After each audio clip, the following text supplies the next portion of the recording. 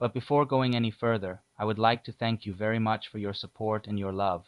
The myth of creation, just like Eros and Aphrodite, arises from the primordial unity called the Androgynous, the great egg which enclosed it. As we know, Orphic Cosmogony affirms that love drives Eros to break the cosmic egg which encloses it, dividing the Androgynous, the perfect one.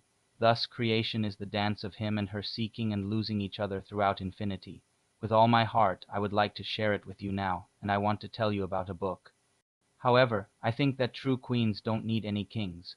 What they need is freedom, and this is the key difference between queens and princesses. They aspire to become presidents, forgetting that they are queens. When we talk about female leaders, we usually mean women who behave like men. They are either single or have husbands who don't interfere in politics. They left behind the knowledge of how to be a woman and how to be a queen. This is not found in books, but within us, in our blood and bones. Unfortunately, modern society often prevents us from hearing these voices. It distracts us with various things, pushing us to behave like men rather than women. These are not queens. These are women who have forgotten their feminine essence. However, to truly succeed, you must accept the masculine and feminine principles within yourself. Never suppress your femininity. Embrace it wholeheartedly. Only then will you discover your full potential as a woman. You are not destined to be a man. You are meant to be a woman, and in that lies your true strength and power. A princess is a girl waiting for a prince to rescue her and make her a queen. Don't try to impose your power on him. Instead, learn to rule alongside him. This is the only way to truly love a man. Unfortunately, modern feminism has corrupted this understanding, causing many women to act like men. Instead of embracing their roles as queens, they pursue careers, trying to prove themselves in male-dominated professions. They believe that by becoming successful in a man's world, they will finally be appreciated and loved. However, this is far from the truth. Men cannot love such women. If a man loves a woman, he elevates her to the status of a queen. A real man desires to be a king, and only a queen can fulfill this desire. A woman who acts like a man can never become a queen. Men don't love such women. They may admire them, respect them, or value their friendship, but they can never love them. A man's heart belongs to his queen, a woman who knows her worth and embraces her feminine essence. A queen, however, is already a queen. No one can turn her into a woman. But none of these qualities define a queen. A woman can be beautiful without being a queen. Intelligence doesn't make her a queen either. Only when she embodies the spirit of a queen does she become one. You can't call yourself a queen just because you wear expensive clothes, drive luxurious cars, or live in a big house. Material possessions do not make you a queen. Some queens live in palaces, while others reside in modest homes. There are queens in every social class, but none of them need anything else except each other. No matter how powerful and wealthy a man is, a true queen will always remain a queen. Only another queen can turn her into a woman. This is why we can call a king's wife a queen, but never a queen's husband a king. He may be a prince, a duke, a viscount, or whatever, but definitely not a king. Queens don't have kings. Only queens can have queens. Now, many of you might think that a queen can't be free without a king. Without someone to tame her, she won't be able to flourish. She will live in constant fear, and her country will be insecure. But this is a wrong perception of what a queen truly is. True queens are born with a crown on their heads. They don't need anyone. They are independent, free, and if they desire, they can easily find a partner. They don't have to choose between their kingdom and a man. This is why a queen is always depicted wearing a coat of arms, symbolizing her independence, strength, and bravery. She is capable of ruling alone without anyone's help. Kings may rule with the help of queens, but queens don't need kings. Many queens are born without fathers, as in the case of the legendary Queen of Sheba or Cleopatra. This is my favorite book. I have repeatedly emphasized that the word book does not refer to a collection of books. We are talking about one specific book, the ancient book of life. It is the most important thing in my life. Why? Because it contains the wisdom of our ancestors. When I read these lines, I feel their power, and this gives me the strength to continue doing what I am doing. There is a mystery which has rarely been spoken of, and then only in an almost inaudible voice. The Androgynous had a female companion who was not she inside the great egg, but has always been outside it, even before it was broken, before the loss of the Hyperborean paradise. Hyperborea means beyond the ice and storm.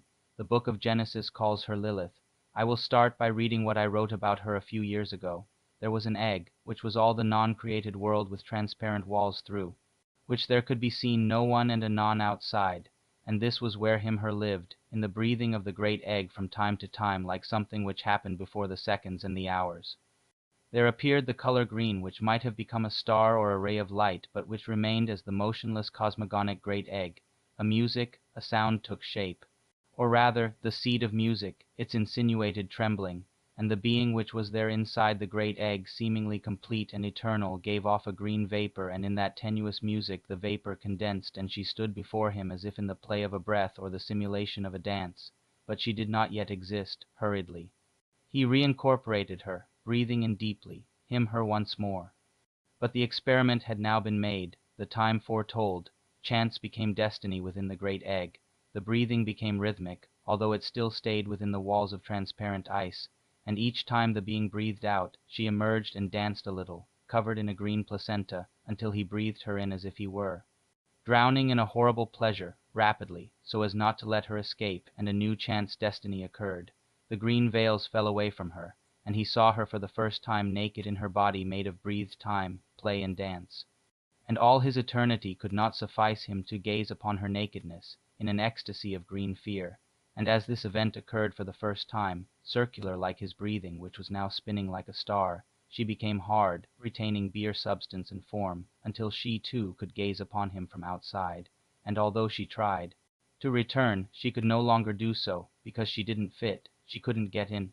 She was alone for a moment, but in that moment she realized that being alone could be a pleasant sensation, and she began to dance more and more quickly, and when he returned from his ecstasy, all his efforts to reincorporate her were in vain, because the entrance had become smaller or had closed, leaving the terrible female at liberty, uncontrolled, and as he came closer to her, he experienced the vertiginous sensation of his own flesh touching itself on the other side of a mirror, and it was she who took him into her body. But this was not at all the same thing. It will never be known who smashed the walls of the cosmic egg, whether it was him or her. The egg turned into a star, a myriad of stars, into the music of the spheres. Someone stood waiting as if beside a spring, where the history of the cosmogonic egg is guarded in the secret depths of its impenetrable mystery.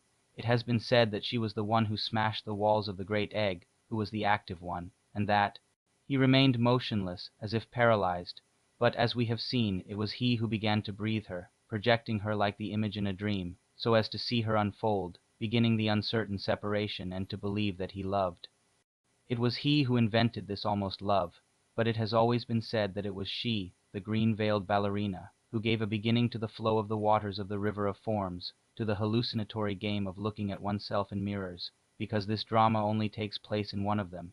In the others there is still the eternity of him-her, like an inviolate act. I think this is the most beautiful text I have ever written.